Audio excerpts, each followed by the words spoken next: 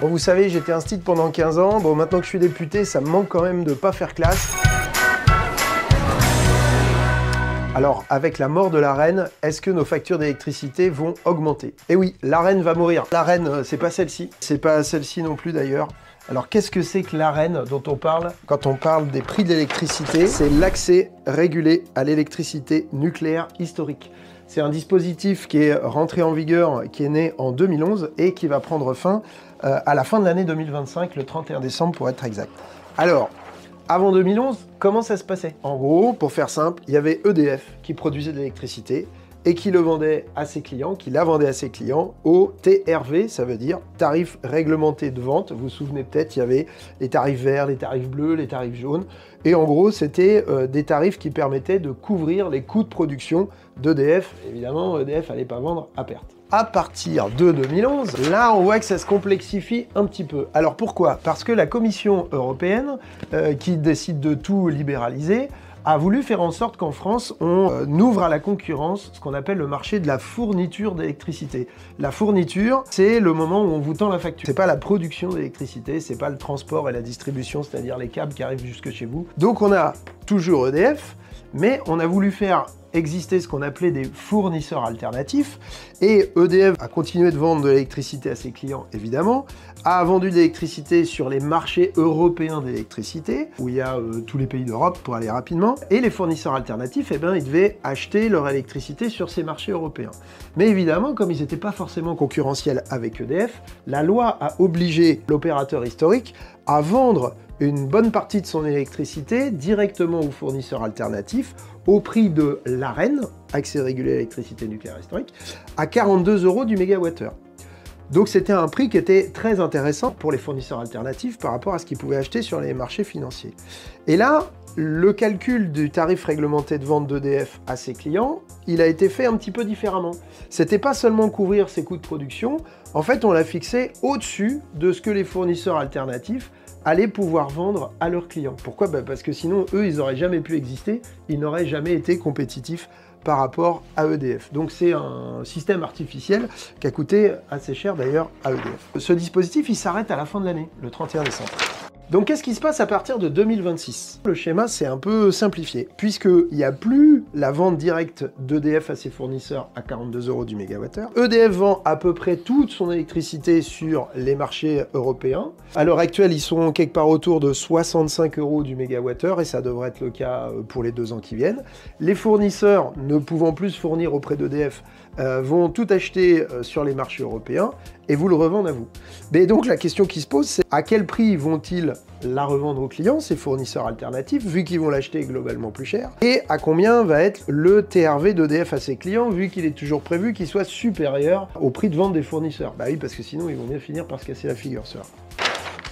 Parce que, évidemment, Bruno Le Maire, en novembre 2023, avec Luc Rémont, l'ancien PDG d'EDF, ils ont décidé d'inventer un nouveau dispositif pour soi-disant protéger les consommateurs. Ça s'appelle le VNU. Alors ça pourrait vouloir dire que c'est vraiment nul, parce que c'est le cas, mais en fait ça veut dire le versement nucléaire universel. Alors comment ça marche? Là je vous ai fait un petit schéma simple. Ça représente les ventes de l'électricité nucléaire d'EDF sur les marchés européens, ce que je vous ai montré tout à l'heure. Ça, c'est le volume d'argent que va récupérer d'EDF en vendant son électricité. Donc c'est de l'argent qui arrive dans les caisses d'EDF. Le VNU prévoit qu'il y ait un premier seuil de taxation, ça s'appelle comme ça, des profits d'EDF.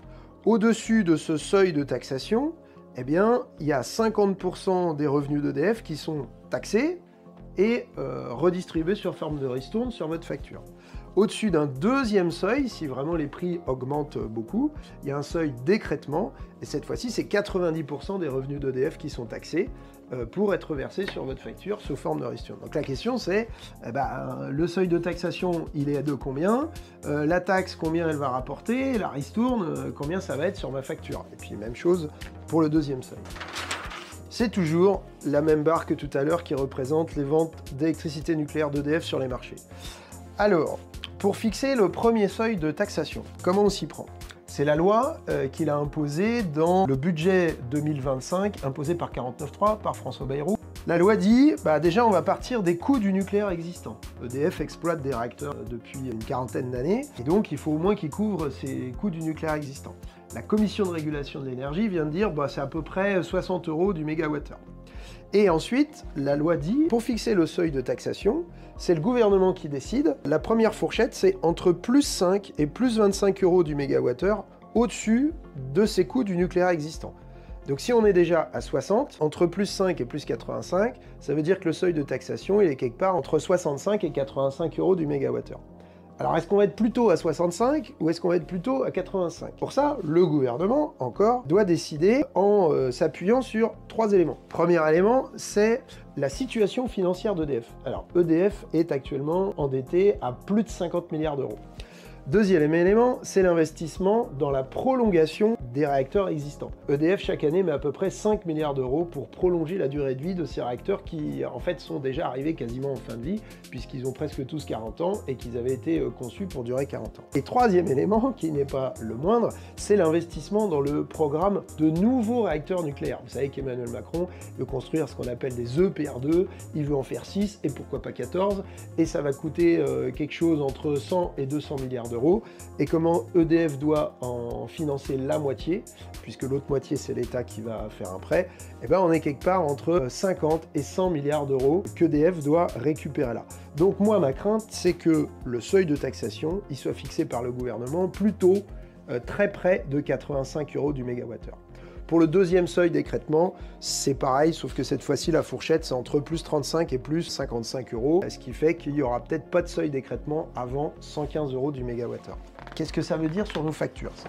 Quand j'ai fait les auditions de la mission d'information sur les prix d'électricité, le rapport que j'ai rendu récemment, les gens qu'on a auditionnés nous ont dit le fameux VNU, le vraiment nul, c'est un parapluie percé et placé trop haut.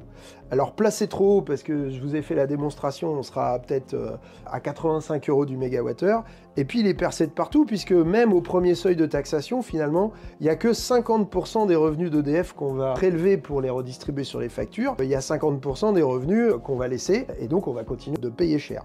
Donc c'est pour ça qu'on parle de ce parapluie qui est vraiment placé beaucoup trop haut et percé de partout. Conclusion, qu'est-ce qu'on sait? Bah, on ne sait pas grand-chose, et on ne sait rien. À l'heure où je vous parle, là, on ne sait toujours rien des seuils de taxation et d'écrêtement. On ne sait pas à quel niveau ils vont être fixés. Et ça doit s'appliquer au 1er janvier de l'année prochaine. Le gouvernement nous a toujours pas dit c'était combien.